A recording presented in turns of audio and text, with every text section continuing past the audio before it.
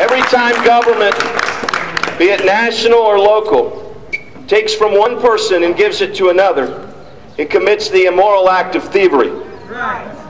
Wealth redistribution is the expression of the very worst kind of greed. In its essence, it is one man judging another and saying that he shouldn't be able to keep the proceeds of his own hands and that those proceeds should go to someone else who didn't work for it. Karl Marx had a term for this. From each according to his ability to each according to his need. When charity is freely given from the heart of man, we call that godliness. But when charity is unduly forced by the power of government, we call that wretchedness.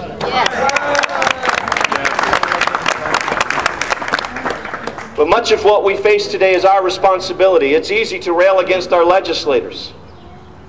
But how long have we sat idly by while these policies have been instituted? It's taken us 40 years to get to this point, and it will take us some time to get back. An 18th century historian said, "A democracy cannot exist as a permanent form of government.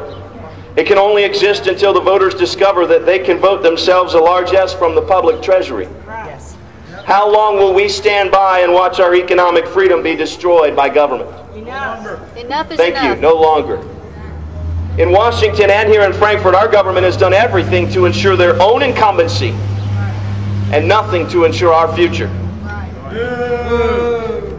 Those we have elected have chosen to serve themselves, and the time has come to speak our minds. Let me hear you loud and clear. Please stand with me today. Leave us alone! Leave us alone! Leave us alone! Leave us alone! Leave us alone! Leave us alone! The great privilege of self-government is that people not only have the liberty to do as they please within the bounds of the law, but that those same citizens have a responsibility for liberty's preservation. Each American generation will have its chance to preserve liberty for the next. And I feel, my friends, that in this nation now and in this state here today, our time has come. Yes, yes, sir. Will you stand with us? Yes. Our government has become immoral. The blatant misuse of public treasury from Washington all the way here to Frankfort goes unpunished in the absence of a responsible media watchdog or a public that demands accountability. Right. In Washington, our system of checks and balances has come under severe attack. They've ruthlessly devalued our currency. They've borrowed against the proceeds of our future generations. And more recently, they have pierced the veil of contract law, breaking the sacred promise of property rights. Here in Frankfort, things are not much better. They've borrowed against the future for their wants today. They've accepted federal stimulus money with all of its strings attached. Shame on them. A balanced budget this month. But what about 2 years from now, when all of the expanded government programs are put back on our backs? We have to continue them at a higher price.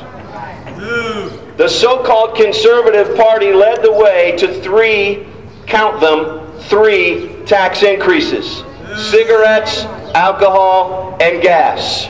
If you won't be conservative, we'll come be conservative for you.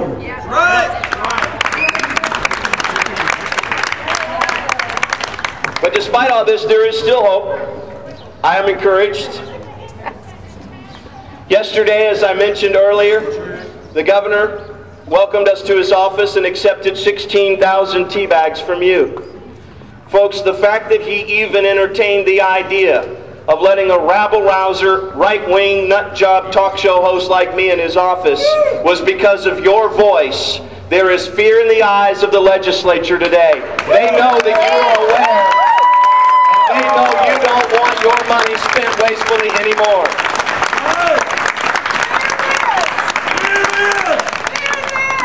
Fear this! The governor had some interesting things to say, and I appreciate his time. He told me that he would consider Bill Farmer's bill, HB 51, to eliminate the income tax in Kentucky.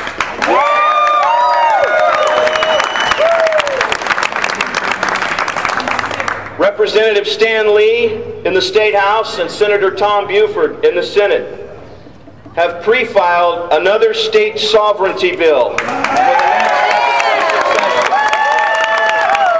And unlike last time, we will be here, and we will be here in force. They will know we want Kentucky to declare its sovereignty.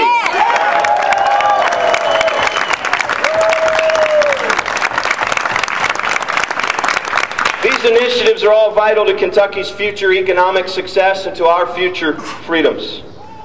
So I have this to say to our senators and representatives. I ask our legislators inside this building to do the right thing. If you do not, we will elect good candidates who will. We will upset your status quo. We will upset your incumbency, and you will fear our vote.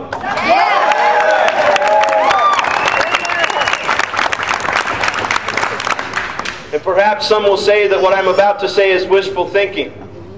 But the world was created by wishful thinking. And so I call upon Senator David Williams, and I call upon House Speaker Greg Stumbo.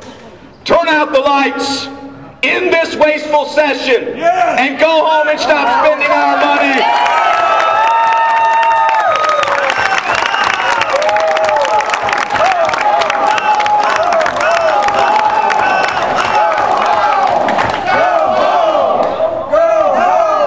As long as you guys aren't saying that to me.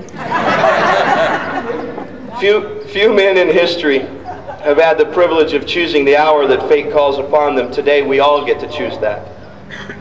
It is time for leadership in Frankfort.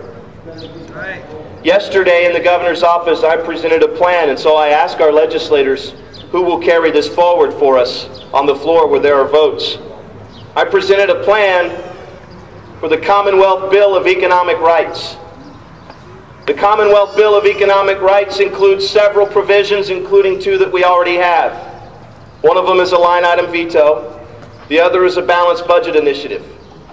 But our balanced budget initiative allows us to spend too much money and fudge the numbers. So it's not really a balanced budget.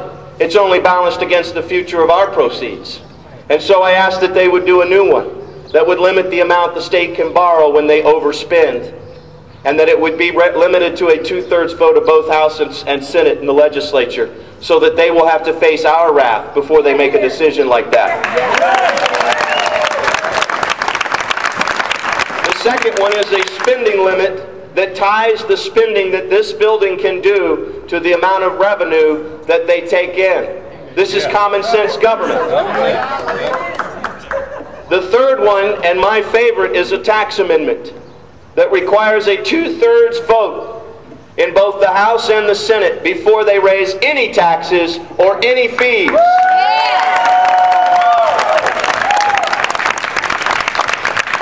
And I asked again if the governor would support a state sovereignty bill reaffirming the 10th Amendment of the United States Constitution. Congress has no power but those specifically enumerated to it by us. The stimulus package was an overreach, a theft, and a breach of contract with the states of the United States of America.